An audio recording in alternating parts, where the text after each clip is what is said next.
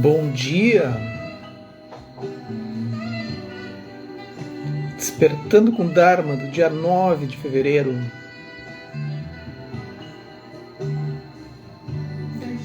Bom dia, Isis. Tudo bem? Oi, Cris. Bom dia, Rúbia. Essa é a música Deixar Você, do Gilberto Gil. Não vai ser bom, nem para você nem para mim, diz o Gil. É um mestre, né? Nem sei de que ano é esse álbum dele, hein? Bom dia, Laura. Bom dia, Silvia. Bom dia, Gorete, Xande, Jonathan. Bom dia, Fabiola. Oi, Fernanda.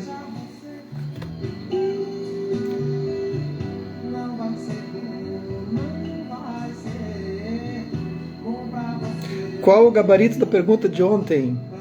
Oi, Carla. Oi, Cláudia. E aí, Fabrício? Isso aí é... O gabarito é o seguinte, Isis. Oi, Rosa, Carolina. Essa é a grande pergunta que o Buda se fez. No curso aí no Desperte vocês vão descobrir algumas coisas. Eu vou mostrar de onde vem isso. Oi, Rosana, Josinha. De onde vem esse observador que a gente diz que é o observador. Ateliê Beleza, Carla. Olha só. Bom dia, Carol. Então, esse observador, será que ele existe na forma que a gente imagina? Ele existe, mas não na forma que a gente imagina. Bom dia, Marisa. Então, a primeira coisa que a gente tem que fazer hoje, antes de começar o nosso dia, começar o nosso despertando com Dharma aqui, a gente vai fazer uma intenção. Uma intenção. E é uma coisa que vocês têm que usar como um mantra. Um mantra no sentido de repetir. Ou seja, hoje eu quero que vocês pensem que vocês estão vibrando na frequência positiva do universo. Não importa o que esteja acontecendo nas suas vidas, apenas repito consigo, eu vibro na frequência positiva do universo. E a gente tem que começar o dia assim, terminar o dia dessa maneira assim. Então essa é a ideia. Bom dia, Fred. Oi, Úrsula. Certo? Então mentalizem isso agora, antes de qualquer coisa, antes da gente começar a ler, mentalizem. Eu vibro na frequência positiva do universo. Apenas isso. Mais nada. Simples. Apenas isso. No coração da vida. Tenzin Palmo, editora Luz da Letra.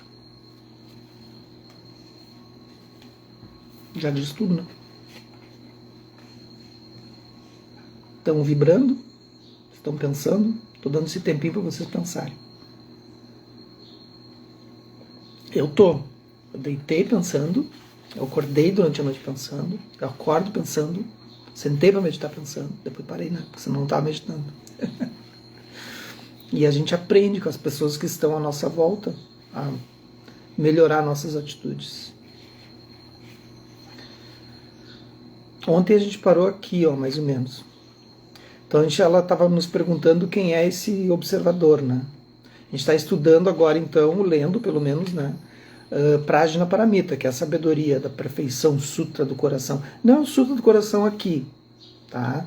Então, para quem conhece o budismo sabe que não é, mas é, tá? Então, o Sutra do Coração, no Desperte eu vou ensinar, não o Sutra, eu vou ensinar partes dele, da onde surge esse nosso eu, assim, que é do Sutra, os skandhas. Quando morremos, deixamos-los para trás. O que nós deixamos? Nós estamos na 145. Então ela estava dizendo ali, nós nos identificamos primeiramente com o corpo que temos nesse momento. Eu sou uma mulher, eu sou magra, eu sou baixa, eu sou alta, eu sou negra, eu sou branca, eu sou asiática, eu sou, enfim, eu sou um homem. Eu vou me identificando com esse corpo, com essa identidade, né? E quando morremos, né, deixamos-los para trás e a consciência segue. Todas as memórias, todas as identificações ligadas à nossa forma física são temporárias. Não são quem somos realmente. São o papel que desempenhamos nesse momento particular. Nós desempenhamos papéis o tempo todo. E os papéis, eles surgem e desaparecem, né? Eles surgem e desaparecem. Papel de pai, papel de mãe, papel de filha, né? Tem momentos que a gente é muito mais filho, né? Tem momentos que a gente é muito mais mãe, mais pai. Mas são papéis que ainda existem, mas eles não têm uma intensidade. Tem horas que a gente se identifica tanto que a gente acha que a gente quer é só aquilo, né? É só profissional, só pai, só mãe, só filha, né? Só filho. E a gente não é, mas a gente se identifica. Todos já tivemos um número infinito de vidas sobre uma infinidade de formas diferentes. Certamente como seres masculinos e femininos, em países diferentes, com diferentes aparências. Em cada uma dessas vezes pensamos. Então essa é a visão do budismo tibetano, que ela fecha com o espírita, né? Este sou eu, este é quem eu sou. Quando morremos, abandonamos essa forma particular e ao assumir uma nova forma, pensamos, este sou eu, este é quem eu sou. Nos identificamos com nossos pensamentos, com nossas opiniões e com nossos julgamentos, e nos identificamos com nossas memórias, especialmente as tristes, especialmente as difíceis. Nos agarramos e nossa identidade orbita em torno do sofrimento. Somos seres tão perversos, mas quando olhamos para a nossa mente, vemos que as memórias são apenas pensamentos. E isso é tudo. Os eventos que estamos recordando terminaram, aconteceram anos atrás. Não estão aqui, não existem. Tudo o que nos restou são os pensamentos. Mas quando olhamos para os pensamentos, vemos que eles em si mesmos são bastante transparentes. Um pensamento não é uma coisa. Então por que nos identificamos tanto com eles? Por isso que agora no início da live eu falei para vocês, surgiu um pensamento, já imediatamente pensa que tu vibra na frequência positiva do universo. Só isso. Então surge um pensamento ruim, né, tu não está conseguindo lidar, assim, surge uma identificação e tornando sólido algum tipo de pensamento, seja ele depressão, seja ele de saudade, seja ele de tristeza, o que for, pensamento, emoção. Não justifica, não tenta criar cenários assim para resolver. Porque a tua mente cognitiva que vai criar esse cenário, ela não vai resolver. Ponto. Tá? Ela não resolve, porque ela é a mesma que te colocou nessa enrascada. Assim. É a mesma. Ela cria o cenário e ela tenta depois resolver, mas não consegue. Então, simplesmente diga, eu vibro na frequência positiva. Vocês vão ver que já muda o pensamento. Em um dos sutras, Ananda, que era o primo e atendente do Buda, então Ananda era o primo do Buda que serviu o Buda assim por toda a vida, né? Super fiel, assim. E tinha uma mente prodigiosa, assim, ele decorava tudo que o Buda falava, né? Disse a ele, como é possível todos esses outros Budas terem lindos reinos puros de Buda, onde tudo é perfeito e adorável, e você ter uma terra de Buda tão horrível? Ele falando para o Buda, né, para o primo dele, Siddhartha. Aí o Buda respondeu, meu reino de Buda é completamente perfeito. É apenas sua mente impura que o vê como horrível. Tá aí, ó, pronto.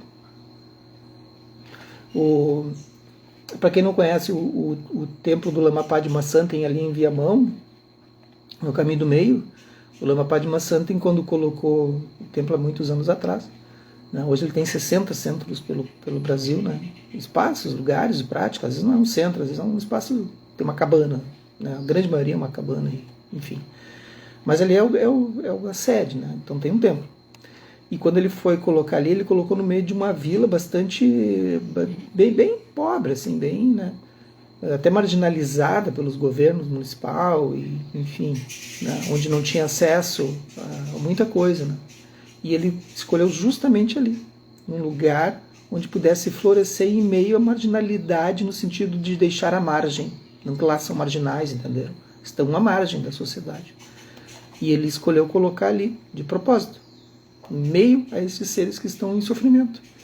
E aí construiu o templo junto à escola, para as crianças, e foi construindo e tendo então ali um lugar onde as pessoas podem respirar. Qualquer pessoa. Isso é um lama, né? Lama é assim, um mestre é assim. Ele tem essa visão e ele não está importando, como disse o Buda ali. Meu reino de Buda é completamente perfeito. É apenas sua mente impura que o vê como horrível. O Lama não o viu como horrível quando ele implantou lá. Quem é que tem essa coragem de fazer isso? A gente não tem. Nossas percepções criam a realidade que percebemos. Isso é óbvio, né? Mas as pessoas não acreditam nisso. No Desperte, que começa amanhã, eu vou mostrar um mapinha, como é que se cria isso, um mapa. Não amanhã, né? Durante o curso. Mas um mapa onde isso é criado. Tem um mapa, tem assim, ó. É um mapa de como a gente se engana. Vou mostrar esse mapa. E a gente continua se enganando. Mas é claro que isso não quer dizer que a totalidade dos fenômenos externos é puramente ilusão. Fenômenos é tudo aquilo que a gente percebe, tá?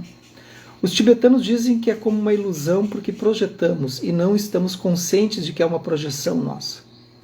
Uma vez que nossas percepções são impuras e distorcidas pelo ego, não vemos as coisas como são. Percebemos apenas a nossa própria versão baseada na delusão, que é acreditar na ilusão, né? Estamos olhando para a mente, estamos olhando para o fluxo de pensamentos. O budismo é isso, gente. O budismo não tem nada de... As pessoas confundem o esoterismo que existe no budismo, assim, porque eu já falei isso, né? Porque ele precisa absorver os meios hábeis, as culturas do lugar onde ele se insere. Ele absorve essa cultura porque é uma forma de veículo. É um veículo. Né? Como todo medicamento, o medicamento ele não é só um medicamento, ele precisa ter um veículo que vá para determinado lugar da área em que tu precisa ser atingido, né? Melhorado. Então tem um veículo que não é um medicamento, e aí tem medicamento. Então existe o veículo. E esse veículo às vezes são as culturas locais, é a forma, é a religião em que ele se cola. O budismo ele cola, ele vai colando, assim. É tipo uma proteína, assim. Ele vai colando. Então, quando ele cola, ele se espalha, né? E o budismo é um estudo da mente. É um estudo da mente o tempo todo. Enquanto observamos os pensamentos e a consciência... Enquanto observamos, os pensamentos e a consciência está bem firme. Os pensamentos começam a desacelerar. Então, quando tu começa a observar a tua mente, os teus pensamentos, eles começam a diminuir. É como um filme. Se começa a ser passado mais devagar e mais lentamente, reconhecemos quadro por quadro em vez do filme projetado. Da mesma forma, se nossa consciência é clara e firme, os pensamentos começam a desacelerar e podem ser reconhecidos como unidades interligadas. E quando nossa consciência estiver muito clara, pode acontecer o fluxo de pensamentos ser interrompidos por instantes, havendo um intervalo entre o último pensamento e o seguinte. Quando existe, olha só, escutem bem isso, quando existe, eu repito isso há anos nas aulas, quando existe esse intervalo, o observador se funde diretamente com aquilo que está subjacente ao pensamento. A natureza da clara luz da mente. Nesse momento, surge a intuição direta e a realização da natureza da mente. Não dual, não conceitual, não condicionada, além dos pensamentos. Não somos capazes de pensar sobre isso, mas podemos experienciar. Então, pensamento surge e desaparece um pensamento e vai surgir outro. Nesse intervalo de um pensamento terminando e outro começando, vai passando os filmes, né? Vai passando pensamento, e tu está observando só a respiração. Daqui a pouco os pensamentos começam a diminuir, vai diminuindo, até que tua mente começa a ficar clara. Para de passar, para de ter nuvens, assim. E aí quando vai terminando um e começando o outro, tem um intervalo. Esse intervalo começa a se prolongar, se prolongar, se prolongar, se prolongar. E é nesse momento como se tivesse um buraco, assim. Nesse momento tu começa a perceber. Só que quando tu percebe conceitualmente, naquele momento surgem pensamentos de novo. Porque é o teu eu conceitual que tá fazendo esse, está surgindo ali. Né? É o observador que está surgindo. Ele desaparece naturalmente. Aí não existe mais a dualidade, não existe mais eu e o outro, eu e esse objeto. Não existe mais nem o objeto de pensamento. Não existe a conceitualização. E aí sim a luz clara da mente surge. Né? Não é o subconsciente ou o inconsciente como é pregado na psicanálise. É antes disso. Porque o subconsciente e o inconsciente também é uma criação da própria mente. Ainda existem resquícios de memória, de pensamentos, de projeções. É antes disso. O Jung, que estudou o budismo, se deu conta também. O Jung era um budista. Procurem lá, se eu estou mentindo. Quase todos eles estudaram. Schopenhauer, que atravessou o budismo e não entendeu nada, né? Mas tudo bem. Mas como ele era um pessimista de mau humor com a vida, aí a gente pode entender, mas ele entendeu completamente errado o budismo. Já se vocês querem estudar um psicanalista que entendeu certo, é o Jung. Nesse tipo de meditação, a ideia é conseguir o maior número possível de lampejos da visão não dual como esses e prolongá-los. Ou seja, esse intervalo. De observar esse intervalo. Daí começou a surgir um monte de pensamentos. Novamente, observa a respiração. E não fica tentando buscar. Porque a mente é como uma biblioteca. Se tu tentar buscar algo, ela vai te entregar aquele livro que tu está buscando. Entendeu? Então é um não buscar, é um não tentar, é uma não ação. O tempo todo, uma não ação. É simplesmente sentar. À medida que a mente repousa naturalmente nessa consciência não nascida com mais frequência, por períodos mais longos, e ali consciência não nascida e consciência não condicionada. Esses termos não podem passar assim, sabe, voando assim quando a gente está lendo. Não condicionada, o condicionamento, ele é tudo aquilo que a gente carrega. Tudo aquilo que a gente tem como ideia de um eu construído, né, desde pequeno. Né? A gente pode ser criado na mesma família, sermos irmãos, papapá, e as pessoas são completamente diferentes. Porque tu encontra um amigo, tu tem uma visão de mundo diferente, né? Visão no sentido de observar o mundo através dos sentidos. Então tu vai criando esse mundo de alguma maneira e entendendo que aquilo é o mundo, aquilo é o verdadeiro mundo para ti, né? E condicionado nesse sentido, que é condicionado pela nossa cultura, pela nossa educação, pela nossa educação familiar, educação na escola, a relação entre amigos. A gente vai condicionando isso tudo. Esses são os nossos condicionamentos. E a gente diz que o mundo é isso. Ó, chegou a Amanda porque ela se atola nos coraçãozinhos. Oi, Amanda. Bom dia, Amanda. Entende? Condicionamento é isso. E a gente diz, isso é o mundo. Não, não é o mundo. Se ele fosse uma realidade absoluta, ela é relativa, todo mundo pensaria exatamente igual, mas não é verdade. À medida que a mente repousa nessa consciência não nascida, com mais frequência e por períodos mais longos, ao final, o praticante irá permanecer nesse estado desperto o tempo todo. É o que o Buda fez. Ele conseguiu permanecer nesse estado. É um nível de consciência que não tem fronteiras. Não existe o eu e o outro. Então não existe esse aspecto dual. O céu não tem centro e o céu não tem circunferências. É ilimitado. O céu permeia tudo, não apenas o espaço acima de nós, mas todos os lugares. É o espaço. Sem o espaço não poderíamos ter nada, porque o espaço é tudo. Tudo consiste de espaço com prótons neutros girando. Se não houvesse espaço, nada poderia existir. Tem um mosquito me picando aqui por cima da camisa, que é algo inacreditável. Ele deve estar com muita fome. Ontem entrou uma barata dentro de casa. É enorme, sim, desse tamanho. E aí, era da noite, né? Elas entram, enfim, né? Barata, você sabe, todas as casas possuem. E aí eu fui tirar, né? Fui indo, assim, fui empurrando ela para fora, assim, né? Algo enorme, assim, enorme.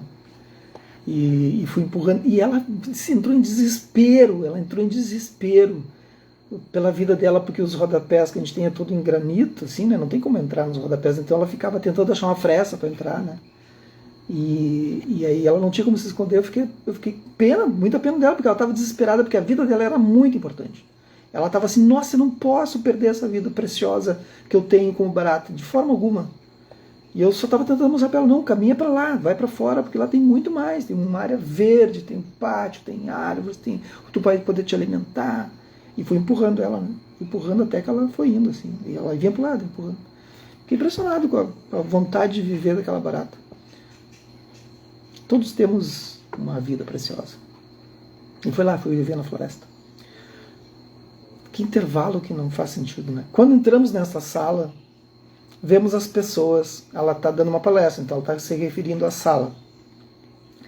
Vemos as pessoas, as cadeiras, o microfone na mesa, mas só podemos vê-los por causa do espaço. No entanto, não vemos o próprio espaço. Fora, dentro, é tudo espaço. Li em algum lugar que a massa sólida real do corpo humano ocupa um espaço que não é maior do que a cabeça de um alfinete. Olha só, Estevão, estamos comendo pão de queijo, bebendo Carmené e te assistindo. Gente, é o nível Estevão e Amanda, é outro nível o negócio. O negócio não é brincadeira. É tudo espaço. E toda essa amplidão se reflete na verdadeira natureza da mente. Quando falamos sobre o nosso verdadeiro eu, temos a ideia de que alguém sentado dentro de nós, o maior, melhor e o mais maravilhoso eu. Mas não é disso que estamos falando de maneira alguma. Quando realizamos a verdadeira natureza do nosso ser, onde está o eu, onde está o outro, quanto ao espaço, não posso dizer que esse é o meu pedaço de espaço e aquele é o seu. É apenas o espaço. Onde está a fronteira?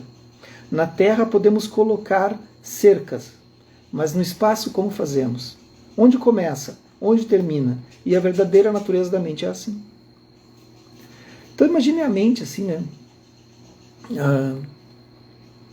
A gente se identifica com algo, com algum pensamento que está ali, né? E ele é tão sólido, porque quando a gente está pensando alguma coisa, parece que está passando um filmezinho bem colado na gente, assim, né? Colado na nossa mente, assim. E é interessante, tenta imaginar isso, assim. Tenta imaginar.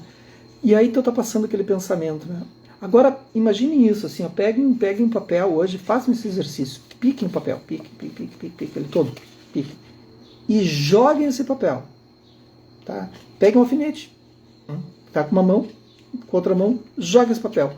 Pega esse alfinete e tenta fixar um papel no ar. Você tem que fixar. Se conseguir, tu é incrível, perfeito, é um ser... Não vai conseguir. É impossível. Porque existe o espaço, entende? A nossa mente é assim. Mas o que a gente faz? Nós nos iludimos.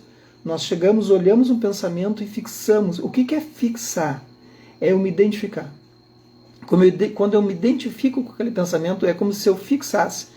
Se eu tenho consciência de que é impossível fixar um pensamento no espaço da mente que é aqui no coração, da mente, então aí nesse momento eu percebo que isso aí não pode ter essa fixação. Eu não posso me identificar com algo que não pode ser fixado.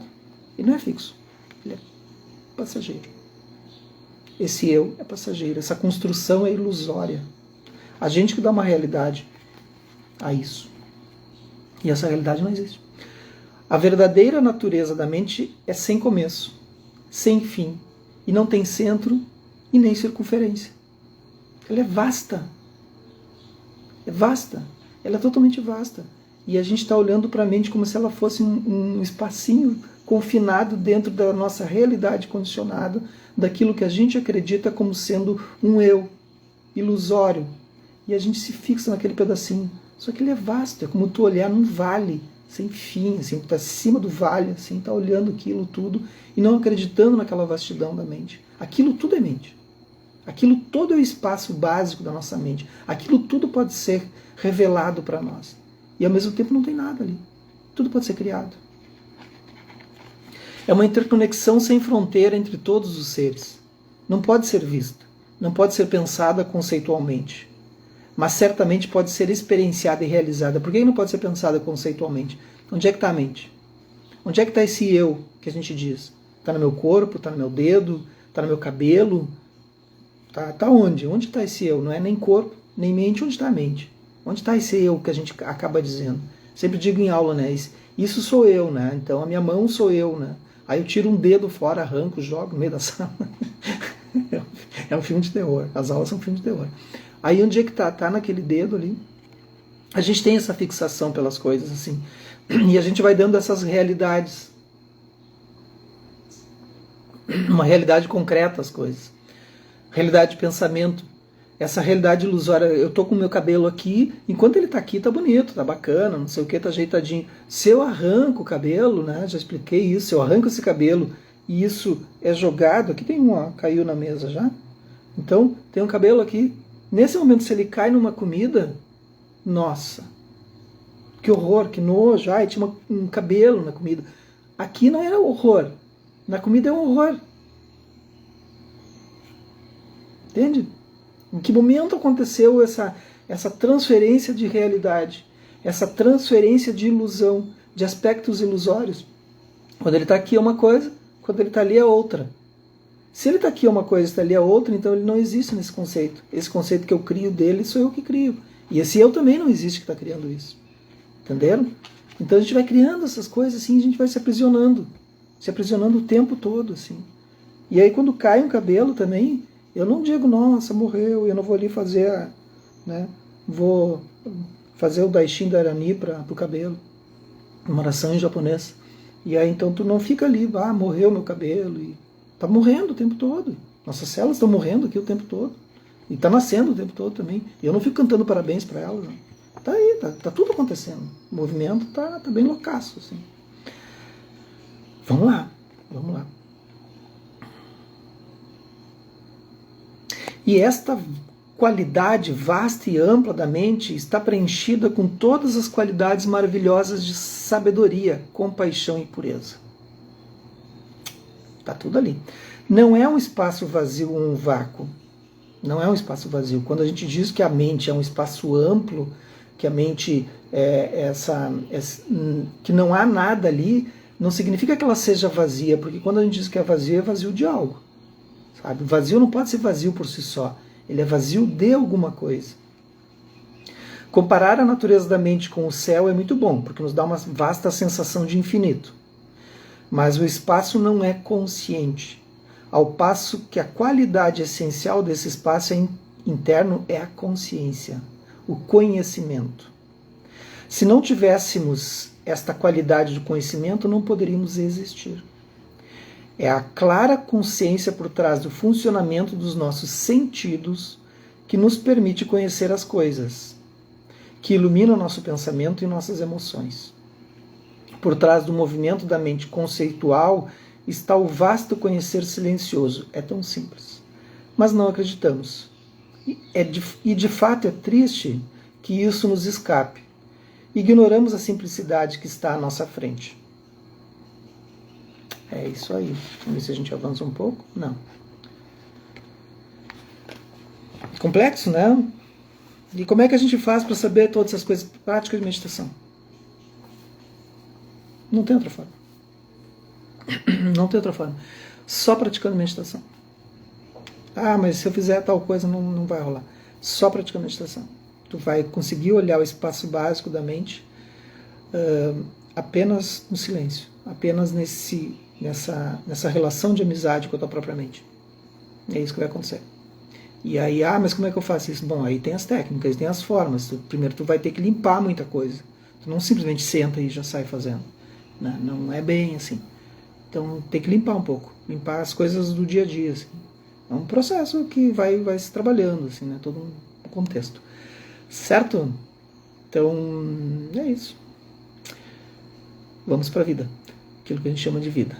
Terça-feira, dia 9 de fevereiro, que os méritos desse nosso encontro, dessa nossa prática se expandem e toquem a todos e que nós possamos nos tornar o caminho iluminado. Tá bem? Um bom dia a todos e amanhã começa o Desperte. Dá para se inscrever hoje ainda? Eu acho que dá. Eu vou criar o grupo daqui a pouco mais. Até amanhã.